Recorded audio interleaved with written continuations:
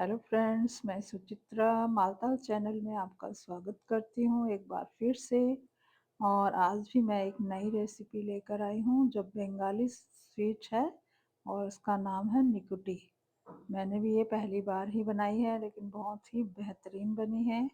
और अब तो मुझे यकीन हो गया है कि कोई भी इसे बहुत ही आसानी से बना सकता है। तो चलिए शुरू करते हैं, कैसे बनाते हैं बताती हूँ। सबसे पहले मैंने पनीर ले लिया है एक बॉल, जो मैंने घर में ही बनाया था। लेकिन साइड बाय साइड मैं चाशनी का प्रोसेस भी दिखा देती हूँ। 1.5 बाउल मैंने लिया है चीनी और 1 बाउल पानी डालकर इसको रख देते हैं तो साइड में ये पकती रहेगी। पनीर में मैं अब ले रही हूँ आधा बाउल मैदा और 1 टेबलस्पून मिल्क पाउडर मैंने मिक्स करके रखा है। साथ ही ले लेते हैं आधा बाउल सूजी। साथ ही इसमें डालेंगे बेकिंग पाउडर 1 टीस्पून। सबको अच्छे से मिक्स कर लेंगे। और मावा मैंने लिया है 1 बाउल।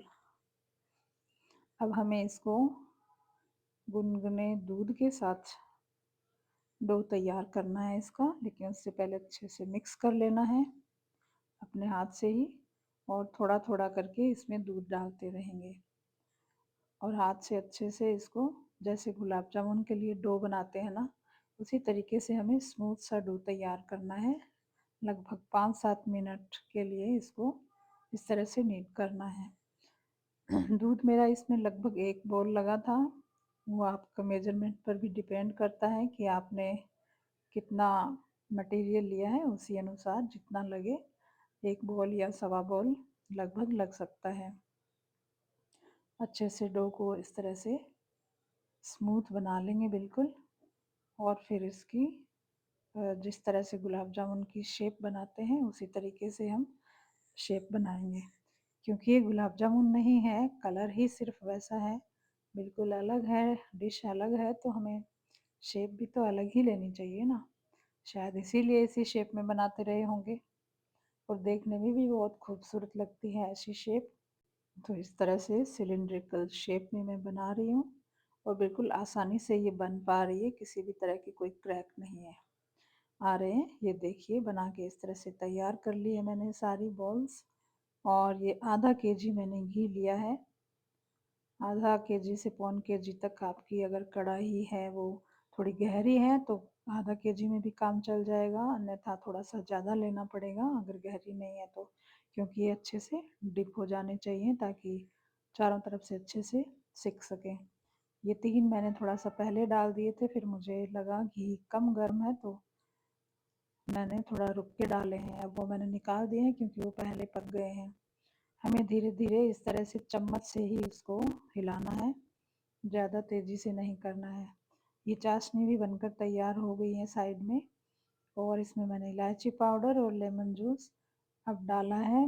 मुझे बीच में बंद करनी पड़ी थी क्योंकि मैं दूसरा काम कर रही थी साथ में। लेकिन ये चिपचिपी लगभग तैयार हो गई है, तो इसमें अगर लेमन जूस नहीं डालेंगे तो ये चीनी जैसे क्रिस्टल से इसमें बन जाएंगे, इसलिए साथ में इलायची पाउडर के मैंने लेमन जूस भी डाल दिया है। चाशनी कोई तार की नहीं बनानी है, बस थिक सी बनानी है जैसे गुलाब जामुन की होती है उसी तरीके की, बस चिपचिपी और थोड़ी थिकनेस लिए हुए। इनमें चम्मच को बहुत ज़्यादा टच करके शुरू में नहीं करना है, थोड़ा ऊपर से सिक जाए, जैसे अभी सिक गए हैं तब हम उलट पलट सकते हैं। लेकिन शुरू में करेंगे तो हो सकता है कि वो उसमें कोई क्रैक्स आ जाएं। वैसे इसमें मैदा है इसलिए बहुत जल्दी, बहुत नाजुक तो नहीं है कि हाथ लगाते ही टच करते ही ये टूट जाएंगे। आसानी से मेरे से बन गए थे तो आपसे भी बन जाएंगे। लेकिन कोई भी चीज़ को फ्राई करते हैं इस तरह से तो उसको डालते ही टच नहीं करते हैं, या तो वो चिपक जाएगा या बिखर जाएगा। इसलिए यही एक खास ध्यान रखने वाली बात है कि चम्मच को बीच में डाल के इस तरह से और हल्का सा उसको घी को ही हिला दें ताकि वो चारों तरफ से इवनली सिक जाए।